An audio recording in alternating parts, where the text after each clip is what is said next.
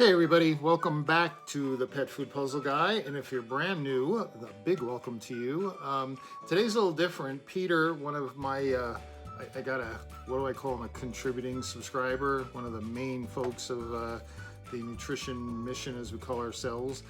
He sent me an article that is really interesting. I want to read at least most of it to you because it really shows the difference between, we always talk about the board certified nutritionists, and every now and then somebody mentioned the food scientist. And the food scientist, I'm kind of learning, is almost more important than the nutritionist. Now maybe Dr. Boland would disagree with that, but she did agree when I brought this up to her on our video, our last interview. If you missed that, go back and watch. Dr. Boland is back video. It's just great stuff. Every video she does, every interview she does is great. But I want to read this article to you because it'll just give you a perspective that this is not as easy as it sounds to produce a pet food, and especially produce a pet food that is optimal nutrients and is consistent. So let's just dig into this article and see what you get out of it.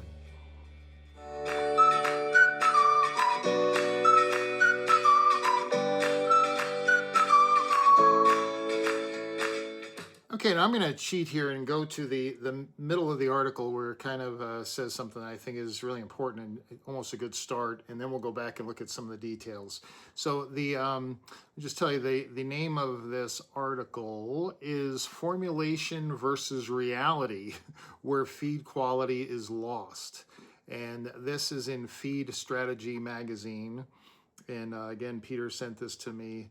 And I found it really interesting. So let me just go to where I want to go to get this started. And here it is. Bridging Nutrition and Manufacturing. And again, the last video I did with Dr. Bowen, I even used a few examples. She's the nutritionist over here, and she knows the nutrient profile she wants. I'm the food scientist over here, and I have to go find the ingredients. Here's where ingredients are important, okay?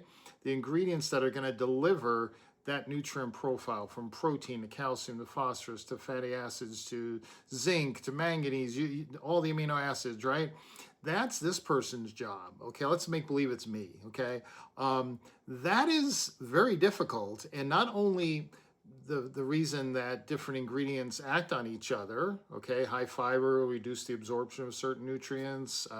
Cooking enhances the digestibility of certain nutrients. It diminishes the digestibility of others. I mean, there's all kinds of things I have to deal with. But then I have to deal with the reality. I have to make this stuff in a mill or in a factory. What about that? What challenges does that bring? So I thought this was really interesting. So the one header is Bridging Nutrition and Manufacturing. The underlying issue is not incompetence, but separation. Nutritionists often formulate without fully appreciating mill constraints, and mill, you could use factory there too if you wanted. While mills are asked to execute formulas that were never evaluated for practicality. So just because Dr. Bowen comes up with this great recipe with all these ingredients she knows really well, and all those ingredients are great, now I have to actually manufacture it into a complete diet. And sometimes that could be almost impossible. And I remember talking with Dr. Chris from Medica's Veterinary Diets, and she said the same thing. She said, you know, it's really difficult when you have the consumer over here that wants all these whole, attractive ingredients, but then you've got the therapeutic necessity over here of a nutrient profile that again, I said it in the video, mirrors hills. So I want to deliver that nutrient level, but I want to use these ingredients. And sometimes it's really hard because that really attractive ingredient, whether it's meat or whatever, it's not going to match. It's not going to match up. And I think I use the example of if I want to use more meat so I don't have to supplement taurine, great, I've got all this meat. Well, now the problem is the food scientists over here are saying, yeah, but you wanted to keep the phosphorus and calcium at a certain level. If I use all that meat protein, the phosphorus level is going to go up. There's nothing I can do about that. And now we're going to have to raise the calcium so that the ratio is correct. And you're going to have a calcium and phosphorus ratio or a level you're not going to like as a nutritionist. So you see the conflict back and forth. And I find it really interesting. So feed quality lives in the overlap between these two disciplines. Okay, the the nutrition part of it and the manufacturing part of it. Understanding batching limits, liquid systems, conditioning temperatures, and storage realities, mill managers benefit from understanding which nutritional constraints are critical and which are flexible. So it's a whole nother, you got the board certified nutritionist, the food scientist, and then you got the, let's call him the mill operator, that same way is stuck with, wait a minute, you want that ingredient is not going to mix in here to create a pellet. It's just not going to happen. So you can see where it could be really, really challenging. A formula is not complete when the software reaches optimal cost. It is complete when it can be manufactured consistently and delivered uniformly to the animal. That really is key, right? Precision in formulation is valuable, but precision that cannot be executed is an illusion. So true. If we want feeding programs that are robust under commercial conditions, we must design diets not only for the nutrient adequacy, or I would even add optimization there, but also for mechanical reality, because feed is not simply calculated, it is made. So again, this kind of goes back to the critics of my channel and Dr. Ray and all. It's, oh, well, you're just saying all that matters is the nutrient numbers. What about the ingredients? This is supporting what they're saying here, that, hey, you've got this great nutrient profile, but if it's not bioavailable, if it's not something that can be done, then what good is it? So this does reinforce, and again, I'm not against saying this reinforces the importance of the ingredients. Not just the nutritional nutrients you're getting, nutritional nutrients, the nutrients you're getting from the ingredients, but how does that ingredient work within the confines of making a kibble or making a canned food? And then you, of course, the interaction with the other ingredients. I got to deal with that too. So it's almost like the poor, the people, I don't want to say they're under the nutritionist, but the nutritionist comes up with this great formula, and now it's up to the food scientist and the factory operator to make this all work. It's kind of like when my wife says, the backyard, I think we should landscape this over here and put some the sprinkler system, we could add on to it to move over to here. And then we could put a deck over here, or a fence running through there. And she just sees it as it's going to be wonderful. And I see it as, okay, wait a minute, I have to go to the manifold, can I run that line?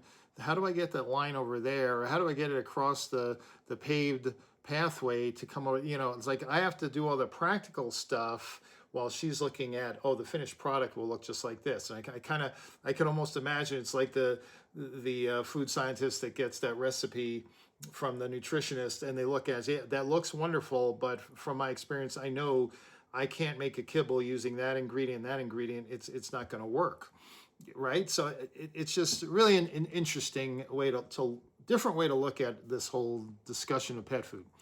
Most nutritionists are trained to balance nutrients, not to operate batching scales or adjust pellet dyes.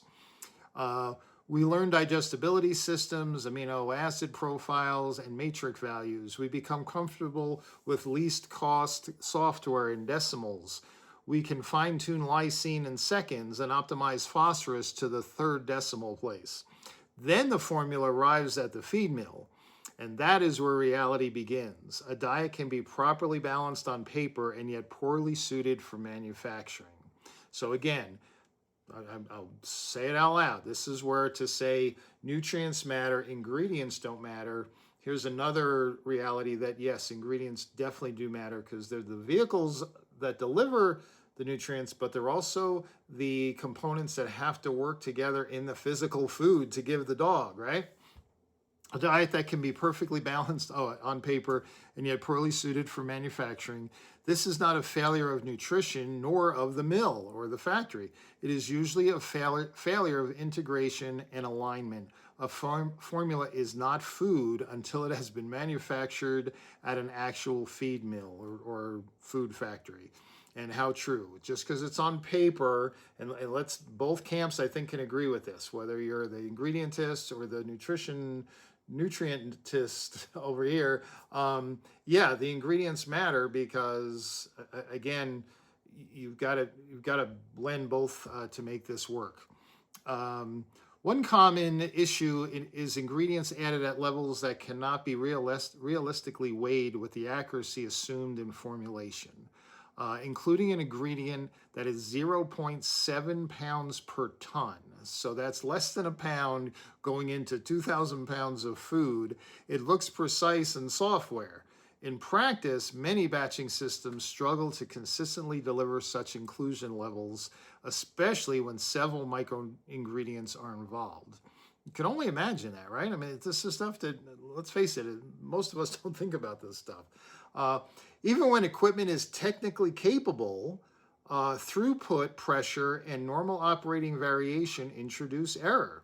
We formulate it as if every decimal matters, but the mill operates within mechanical tolerances, and I would say within mechanical reality, right? When inclusion levels fall below practical batching resolution, theoretical precision becomes operational noise. So, kind of interesting, right? Modern formulation systems make it easy to include many ingredients at small inclusion levels, so that's good.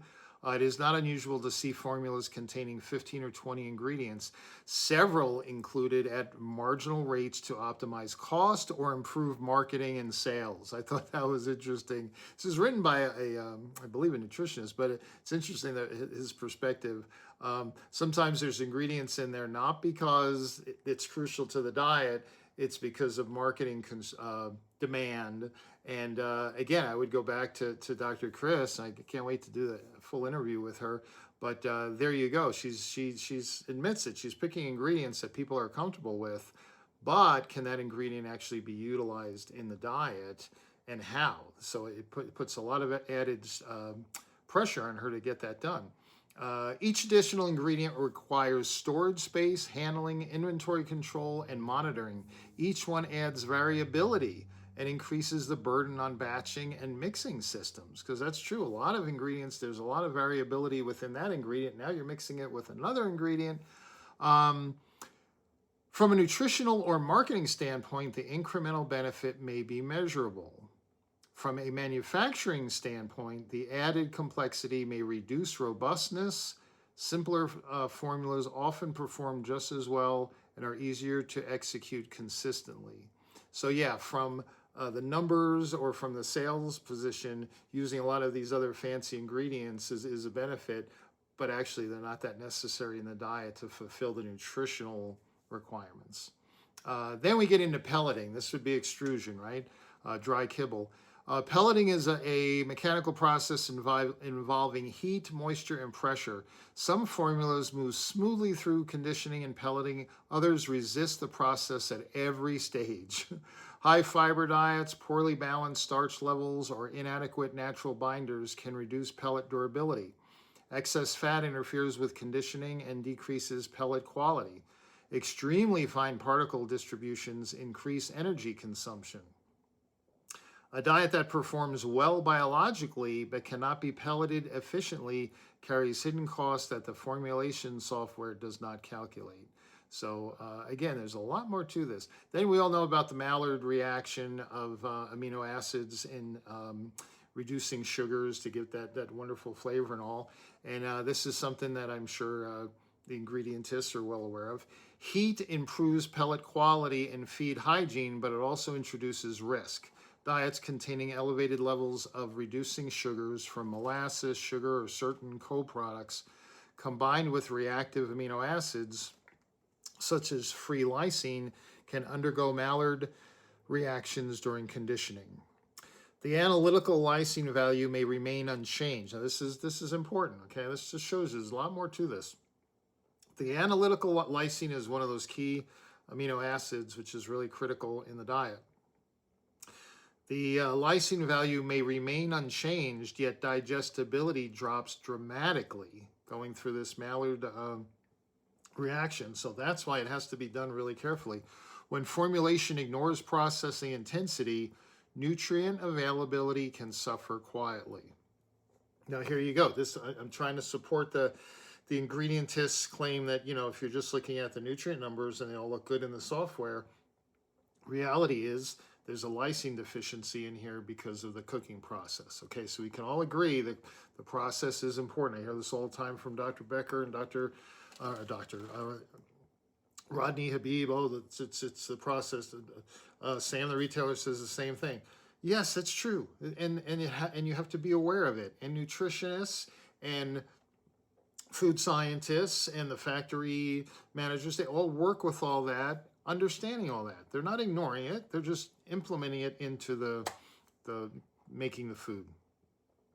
Animals respond to digestible nutrients, not calculated ones, and the difference often appears gradually rather than dramatically. So again, so important that the when you think about this, how does a small food company handle stuff like this? I mean, you would think it takes a company that has lots of capital, lots of money, lots of space for storage that they can hire. That's the specialists to know how to do it, the team of people that it takes to do this right and do it consistently. Um, this article just really shows, we don't want to get too crazy on this stuff, but it is a lot more complicated. And wait till you see the interview that I did with Maz from my channel. My channel. We are on my channel. From our community, you guys have seen Maz. He shows up in there with some really great, incredible comments. He and I finally got together, and he's got some incredible stuff to show you that will really blow your mind.